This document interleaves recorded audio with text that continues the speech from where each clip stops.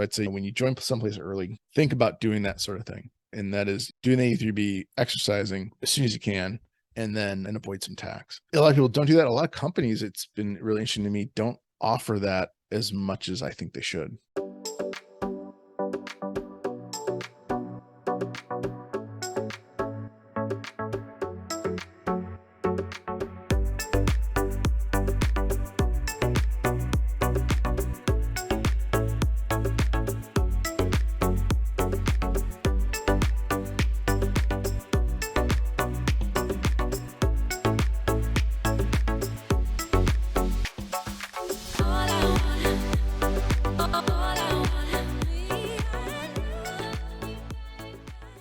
If you're watching this on YouTube, make sure you smash the like and subscribe buttons. If you're listening to our podcast, go leave us a 5-star review. All of our links can be found in the video description or show notes below. Hey, welcome back to the Average Joe Finances podcast. I'm your host, Mike Cavaggioni, and today's guest is Aaron Rubin. We were talking a little bit off camera about a whole variety of random things, but I'm really excited to have this conversation. So Aaron, thank you so much for joining me today. Gosh, fantastic to be here. Yeah, absolutely. Hey, I want to start this off the same way I start every episode off, and we want to know more about you. So if you could share a little bit about yourself, share your story. Who is Aaron Rubin? Sure. First thing to know is I grew up in the Chicagoland area. So my attitude problem, that's where it stems from. But I got my degree in accounting too long ago from Claremont McKenna College. And then I ended up going to law school. So I got my law degree. And then after law school, I met my wife and decided to get married. And her dad said, "Hey, I'm in this wealth management business. You have a pretty good background for it. You want to join me?" And I said, "Sure." He said, "Well, you got to wait." Perfect. So I spent 3 years in public accounting after I graduated law school. So I worked on some consulting there. And then I went into like the trenches and did high net worth individual tax returns. And after that, I joined my father-in-law in 2009, right after that recovery started. And I've been with him ever since. So it's been about 13 years, a little bit more. And it's been great. I've loved every minute of it, except when the market goes down. Not as fun. Yeah, nobody likes when that happens. So let's talk about that for a second. So you joined up with him in 2009. So that was right after one of the worst crashes we've ever seen, especially in the real estate market.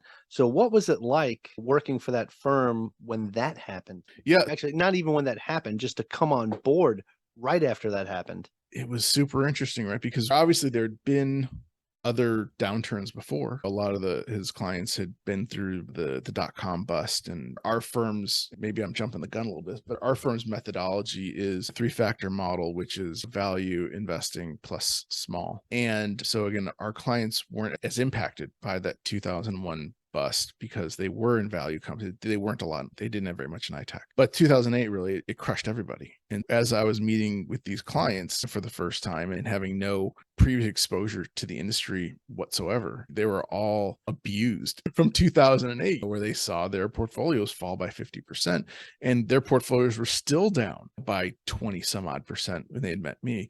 So it was a different time to start and see people react. And what was really great is ever since then, right, there have been down markets since. There's 2011, the third quarter was pretty bad there. The 2014, 2015, if you look at the wider international markets, they were flat. And 2018, the S&P was down about 20%, I think, in December of 2018. There's been a lot of turns that have happened since, but it's almost they got inoculated right before I got there.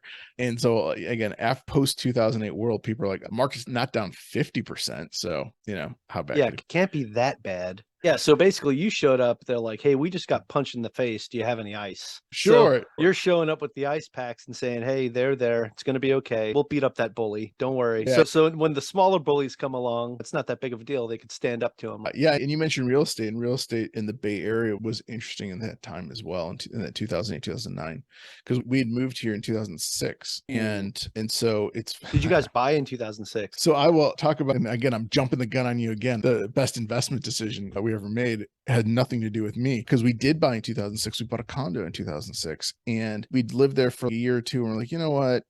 Let's really start thinking about the family thing, and the condo is not really conducive to that. So we sold the condo in 2008, right before the crash really happened. And we sold our condo in 2008. And things had started to turn south mid 2008. And so we actually found a property in San Jose that was foreclosed on. And so we picked up a foreclosure property in 2008, and it was awesome. We got a great deal on it. Now, of course, the house had problems that the bank didn't need to disclose to us. Some things need to be fixed up, but man, talk about fortuitous. It was fantastic. That's some great timing right there. My wife gets all the credit for that one, though. Well, I bought my first property in 2007, Mm. and yeah, I didn't sell it before stuff happened. I wound up having to short sell it later on. It was pretty painful. Yeah, Bad first experience. yeah. That condo we sold it for $30,000 less than we paid for it, so it wasn't. Oh, wow. But if we were zilling it as the market was really melting down, and it was down by 33% at one point. And it was talk about dodging a bullet, because we wouldn't have been able to leave that place until 2014. We would have had to hold on to it. That would have been really tight for us and 3 kids. Yeah, no, definitely. That would have been a difficult thing to hold on to. I want to kind of transition back to what you do, right? Because I know Sure. you're a big stock options guy, right? And I don't do too much of that myself. So I like to ask questions about those things that I don't do too much about myself, because I want to make sure that my listeners are getting all the information that they can use and build their toolbox, figure out what's going to be the best route for them. So do you have any type of super secret sauce for when it comes to stocks option planning? Because with what you've done, being at the firm since 2009, you've got to see a lot of things. And you already mentioned a couple of these downturns, right? So the 2011, 2014, 15, and 18, just to name a few. It seems like you have your investors better prepared for these than if somebody was out there just going out and investing on their own. So what's your secret sauce to that? Yeah. So on the pre-IPO side, for stocks that you can't sell right away, or that you still have to buy, right? So a lot, what a stock option is, right? It's a right to buy. And the secret sauce is, one, if you're early enough, you could do what's called an 83B election. And what that means is you purchase your stock before it technically vests. And if you do it early enough, there's no tax difference that exists there. So you get a huge tax break, assuming that the stock goes up over time. Of course, if it goes down, you're screwed. But assuming that it's going up over time, you're going to save yourself some money on taxes. You'll start clocks for qualified small business stock, which you can get up to $10 million tax-free. You can start the clock on long-term capital gains. There's such a powerful tool, that 83B election. So I'd say when you join someplace early, think about doing that sort of thing. And that is doing the 83B, exercising as soon as you can, and avoid some tax. A lot of people don't do that. A lot of companies, it's been really interesting to me, don't offer that as much as I think they should. Yeah, that's interesting. There was something that you said earlier on there that I want to touch on, that if you do the 83B election and the stock goes up, you're going to avoid a lot of taxes, right? Because you got in before it was like an actual paper asset. What about, you said if it goes down, you're screwed. So do you not get to claim that as a loss if it goes down? Is that the caveat to that? Yeah, you can eventually claim it as a loss. Your problem, so in that A3B, let's say you can buy the shares for 10 cents a share, and you do it the day you're hired. So sure enough, the fair market value is 10 cents a share. You have 100,000 shares. 10 cents minus 10 cents is 0, times 100,000 shares is still 0. But you had to come up with the $10,000 to purchase the shares at that time. So let's say the company goes belly up. You're out the $10,000. You don't get that back. Now, yeah, you do get capital loss treatment, but you still lost the $10,000. I'd rather not lose $10,000. The problem, after tax savings is great, and certainly it'll help buffer some of the loss. But again, your tax benefit might be, depending on what bracket you're in, it could be 30%. So you still lost the 70% that's after tax. So yeah, again, and depending how much cash you have to come up with. Anyway, we're not talking about $10,000. It could be $100,000. It could be $1 million, depending how many shares and depending when you get in the company. So again, if you have to remember that stock options, ultimately, they're an investment. It's an investment in your company. And if you don't think your company is going to do particularly well, or if you think there's something better out there, maybe you got to think about that too. Yeah, no, that's a great point. Now, I'm curious, because of the way you mentioned that there's these times where things like that can happen, right? Where you're going into a new company and you're getting that option to purchase these stocks. So pre-IPO, because you're an employee, right? Now, have you seen any type of horror stories with some of these situations where a new startup happens and the people come on, they get onboarded and they're buying up their shares, right? And they're like, okay, we're ready to go. And then boom, nothing happens. Oh, that's all the time. Most companies that start up, especially those seed companies or those really small ones, they don't make it. Most companies don't make it. and you have to do the A3B election. You could save a lot of money, but again, the chances are it's not going to make it. So you see that all the time. And sometimes it hurts more than others. You have a WeWork situation, right? They got their S1 out there, looked at they were going to go public. And then a week or two beforehand, it's, oh, this whole thing doesn't really make sense. And now all of a sudden, all those people that were buying the shares in anticipation, they now have a problem. And it could be a big tax problem potentially, depending on what they did. There's a lot of that. Or there's, one of the worst was what Skype did to its employees. They had their share plan and everyone's getting vested shares and all that. And there's a clause in the plan that said, oh, by the way, we can buy it back for par whenever we want to, like how much you paid for it. And sure enough, Microsoft goes to buy them out and they turn around to all their employees and they say, okay, we're buying you back for what you paid for it. We're going to pocket like the huge sum that Microsoft is going to give us. And you're not really going to have that benefit. That was pretty poor. And then what Uber did to its employees, again, not as nefarious as what I think Skype did to its employees. But what Uber did is they said, okay, for your RSUs, your restricted stock units, we're going to say that the day they vest is the first day that trading is available. So what they do is they say, okay, they look at your W-2, they withhold tax from it, but the price is whatever that IPO price was. And then 6 months later, at that point, people could sell the shares. So what happened was Uber went down. And so all these people, they actually incurred a tax liability on day one, which it was somewhat covered, but because RSUs are considered supplemental income, they weren't taxed at the right rate. And so people still had to come up with all this tax money and their shares were depressed. And so there were a lot of really angry people at Uber over that one. So it happens a lot and it's in the news. Yeah. You gotta be careful. It's important to read the fine print, right? Because each option that comes up, it's all different, right? Everyone has different rules and standards really when they go live, right? About how they want to look. Like, so it's Skype as an example, right? In their fine print, it was, we can buy this back at par. So it's a punch in the face when Microsoft came and said, hey, yeah, we're going to buy you guys out. They said, all right, scoop them up, everybody. Let's go. That's really tough. I'm working with another client right now they're working for an LLC and they're giving out profit shares. And one of their things is we get to buy back these profit shares, the vested ones, at fair market value. What's the fair market value of an LLC that isn't public and isn't making enough money to make distributions yet? It's pretty much zero. So I have a client and I know other people at that company who've all just been said, all right, we're going to buy your shares from you and we're paying nothing for it. That's it. There's nothing to say. So again, you really do have to read that fine print and know what your rights are, because sometimes you don't have many. All right. Hey, look, Aaron, we talked about some of the scary stuff, I guess the quote unquote horror stories, you can call them, right? Let's talk about some stock option wins. What are some of the better things that you've seen happen throughout your time since 2009? So I had a client at Coinbase. I talked to many people at Coinbase, actually. And everyone that I talked to at Coinbase basically told me, as soon as I can sell these shares, I'm selling them. And Coinbase was a direct listing. So that means that they could sell them day one. And a lot of Coinbase people did, and including my client, and ended up selling for a lot. And now Coinbase, of course, has since just gotten trashed in the market, and probably for good reason. But part of that is knowing your company and being realistic about it. And people at Coinbase understood, hey, we're really heavily tied to this crypto thing.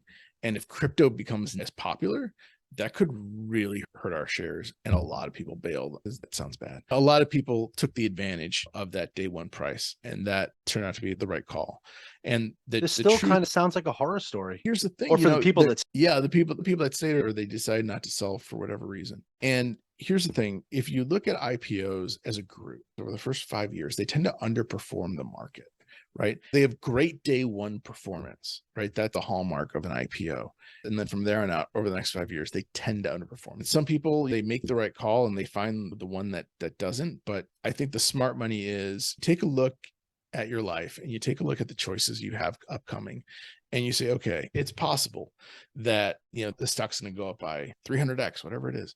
But if I can secure my retirement today, or I can buy my house today, or there's other things I can secure my family's future today, let's do that. And there's going to be other shares that I can sell later on, and maybe I'm going to kick myself. But I don't think you'll ever really kick yourself by securing your financial future. I just don't.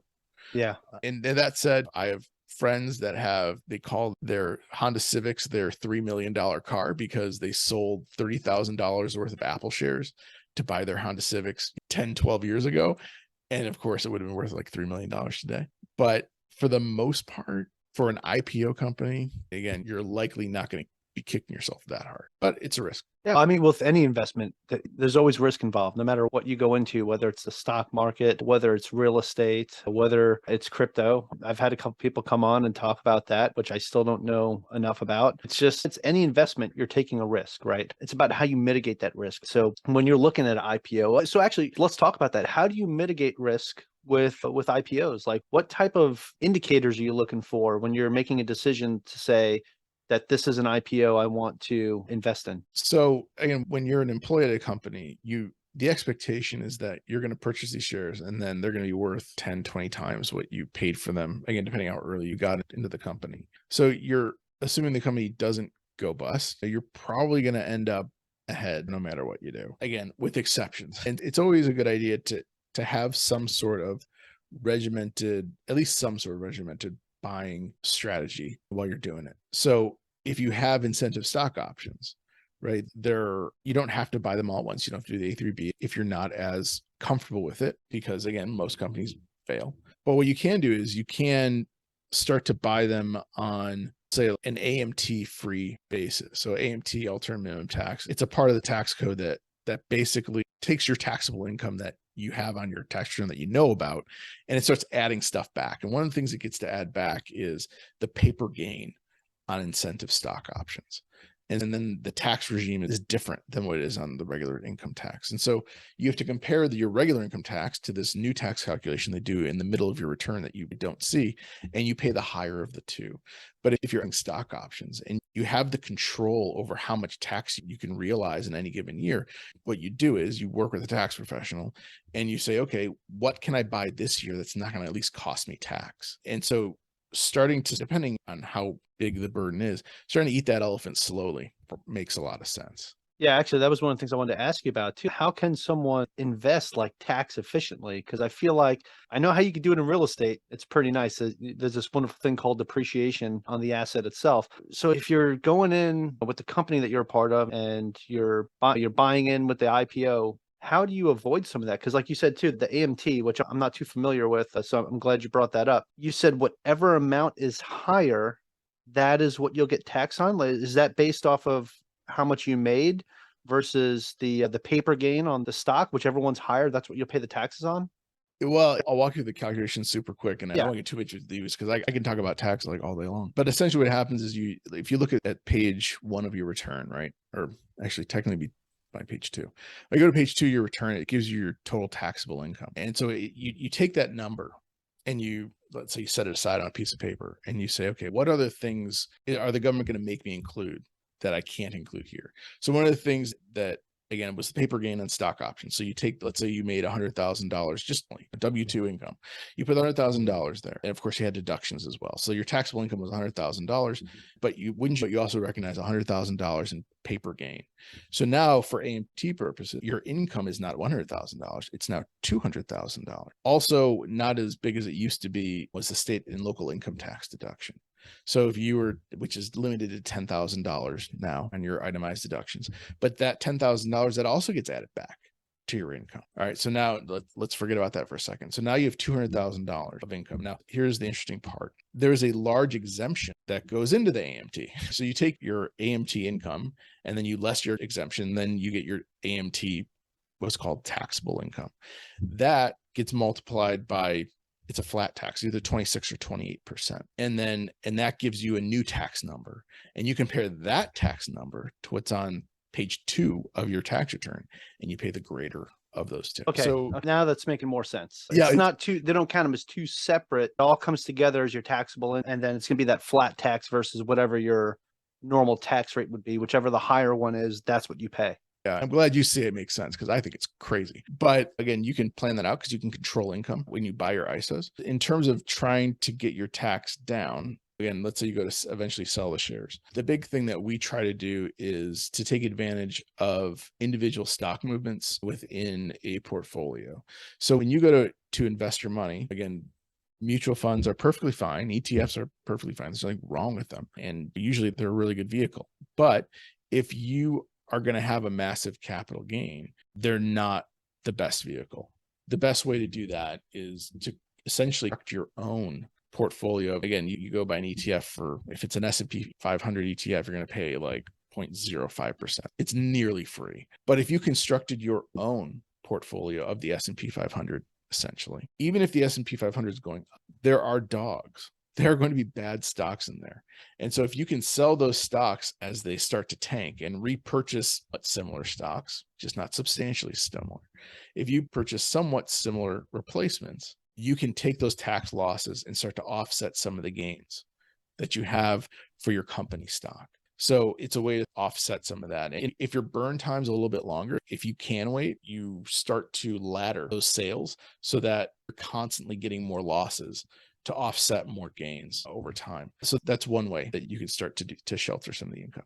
Yeah, Aaron, that's a great point, because like if you had your money in an ETF, right, you can't just go in there and say, okay, I'm going to sell off the portion that's tanking, right? That's not an option, because the ETF is the actual quote unquote fund, right, itself, that is, money's divested into these different stock options with ETF. Where if you built your own, where you said, okay, this ETF invests in ABCD company, I can just do that myself, and I'll just put the same amount and just portion it out, right? Because now with a lot of brokerages, you could do fractional shares. You can essentially build the same type of portfolio and you're not paying the fee anymore.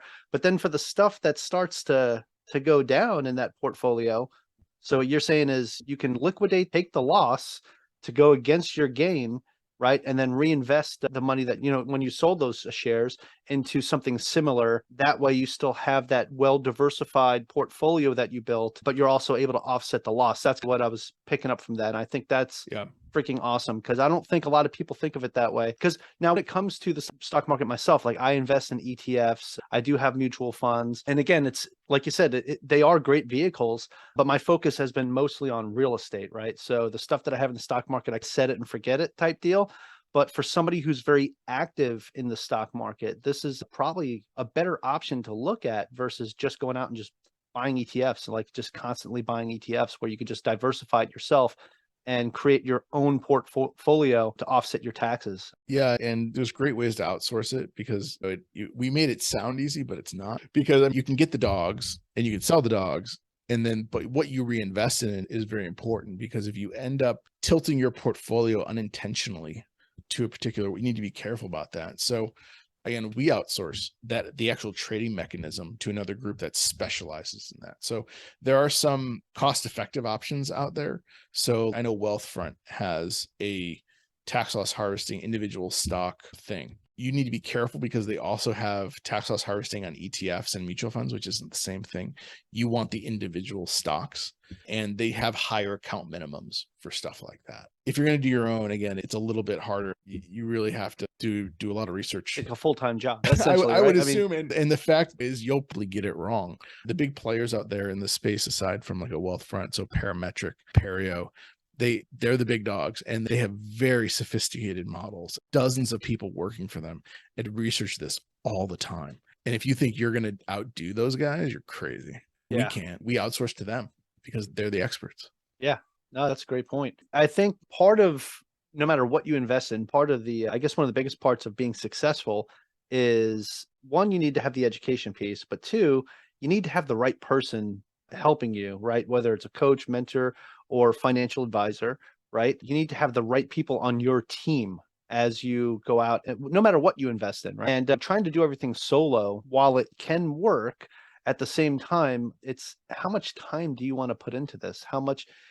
are you going to go and get yourself to the point where you're financially independent and you're going to leave your 9-to-5 job and be able to say, hey, I'm retired, I could spend more time with my family, but instead you're going to be focused on what you're investing in and moving your stuff around. Are you really retired at that point? So that's definitely some great stuff to think about. And then outsourcing. I love to outsource, especially when it comes to certain things like my podcast, some of the things that I do with my team here. I think it's important, right? And it frees up time for me, and it adds to that independence piece that I love so much. Honestly, I think it's perfectly fine that you use ETFs and mutual funds, and you don't always need an advisor. It depends on the complexity And as you said, how much time do you spend on it and how much time should you spend on it, and getting that right mix. And so again, I don't dog on mutual funds for people who don't use advisors at all. Typically you're going to end up ahead of, but at the same time, again, it's not, oh my gosh, if you're not working with advisors, you've got to be out of your mind. Again, you take a look at what you got. Yeah. And you work with what you're comfortable with. That's one of the things is one of the things I like to do with this podcast is just make sure that we're putting great information out there so that people can make an educated and informed decision with what to do with their money, because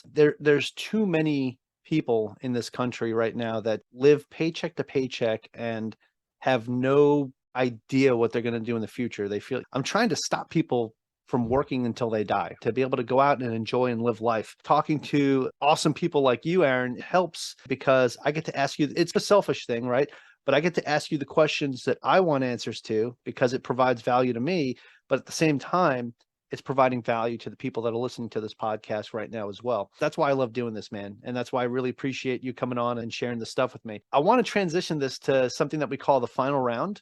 And this is going to give our listeners a good idea of who Aaron is when he's in a tough situation and having to make tough calls. If you're ready to go, we'll get this party. All right, let's do it. All right, awesome. I know you've been doing this since 2009. Even before that, you were talking about your background, how you went to law school and everything. So you've got a good plethora of information behind you. Now, you've seen a lot of things happen. And you've also witnessed a lot of mistakes that people have made. But I'm more curious now for you, what's the biggest mistake you've ever made in investing? So when I was a kid, I was really into comic books. And so I decided that I was going to invest in Marvel Corporation, which was big in the 90s. And I did. And now, of course, I had like little kid money. So it was like, a couple $100 from my bar mitzvah, whatever it was. And sure enough, within, I think 3 years, the company went bankrupt and I lost all of my initial investment. So that was by far the worst decision that I ever made. Teaches you about individual stocks. Yeah, absolutely. And look at Marvel now as being part of Disney and look at what's going on. My God, Disney's taking over the world, Star Wars and the whole thing. They are. Yeah. Darth Mickey, right? Darth Mickey.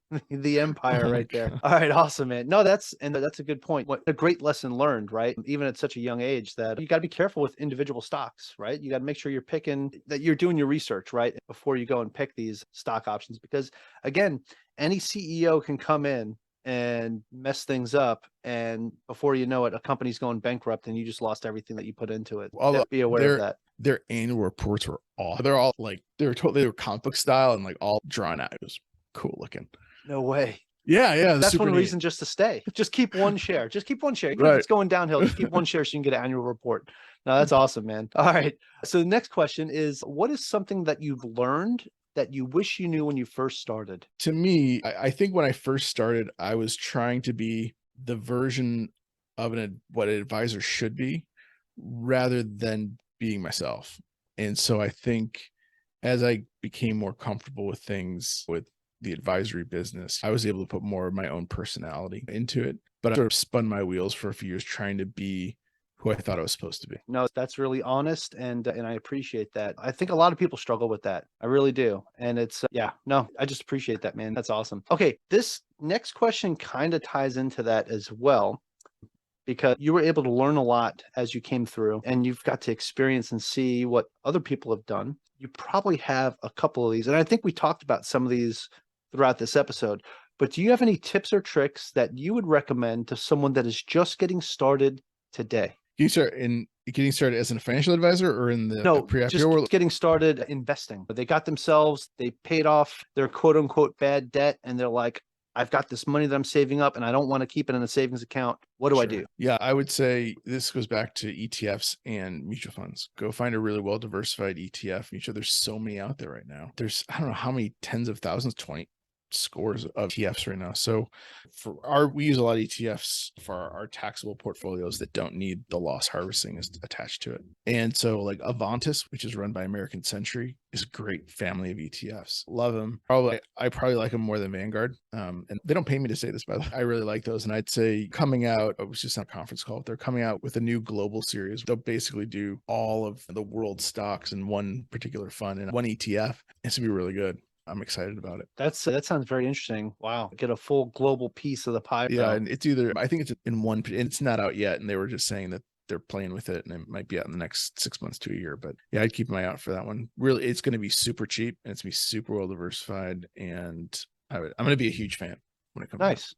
Okay. Be on the lookout for that. And that's coming from Avantis, right? Yeah, Avant, an American Century company.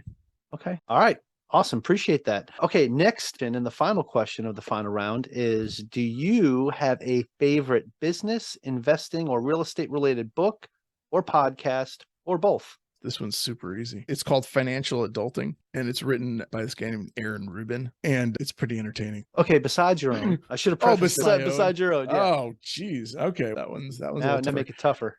Yeah, I'll tell you what got me going in the financial industry. The first book I read was called A Prudent Investor's Guide to Beating the Market. And it was written originally like in the late 90s. No, maybe early 90s. And it's a great introductory book that has lots of graphs, and it's a little encyclopedic at times. So it doesn't read like a narrative, but it's changed the way I thought about investing from when I was a younger guy. You said it's got a lot of graphs. So to me, it's got a lot of pictures. That's good. I like pictures. No, I'm with you.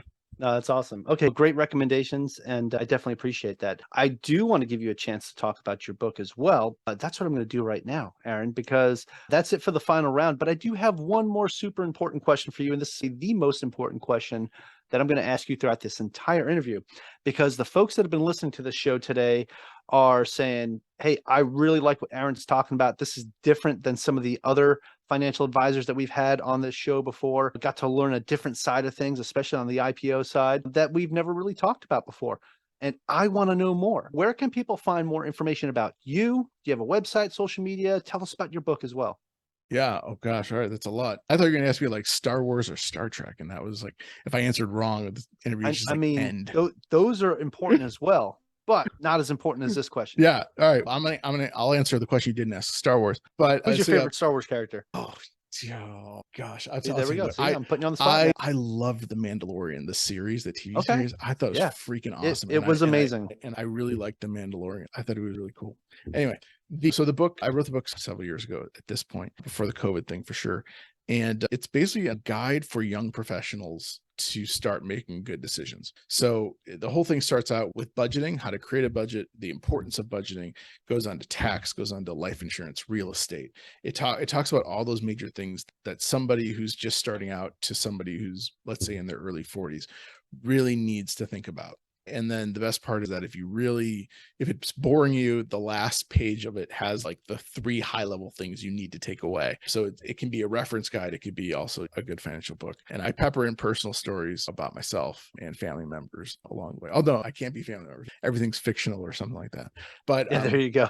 it's people who may or may not have known. Anyway, but as to where to find us, obviously Financial Adulting is available on Kindle, Amazon, ebook, and all those great places. For Warburg Rubin Happier Wealth Management, we have wrpwealth.com, great blogs if you want to know a lot more about pre-IPO stock. And then we just started a TikTok account, which I'm really excited about. So it's IPO Graphs is our TikTok handle. So I try to put something out every week if I can. And then Twitter is WRP Advisory, obviously Facebook and LinkedIn, the whole 9 yards. The whole gamut. Awesome. Well, I'm going to go follow you on all those. And I encourage all my listeners to go check out Aaron, go check out his book, check out the website, check them out on social media.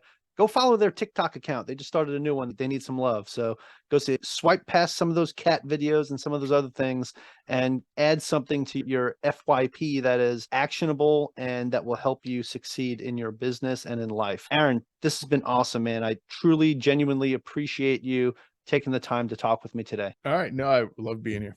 Yeah, absolutely. And hey, to my listeners, thank you so much for joining me and our special guest, Aaron Rubin, on the Average Joe Finances podcast. Make sure you go leave us a 5-star review and tell us what you liked about today's episode with Aaron. Aloha from Hawaii and have a great rest of your day. Thank you for making it to the end of this episode. Greatly appreciate you being here with me today on the Average Joe Finances podcast. If you haven't done so yet, make this the episode that you go leave us a 5-star rating or subscribe to our YouTube channel. The Average Joe Finances podcast is for informational and entertainment purposes only. Have an outstanding day.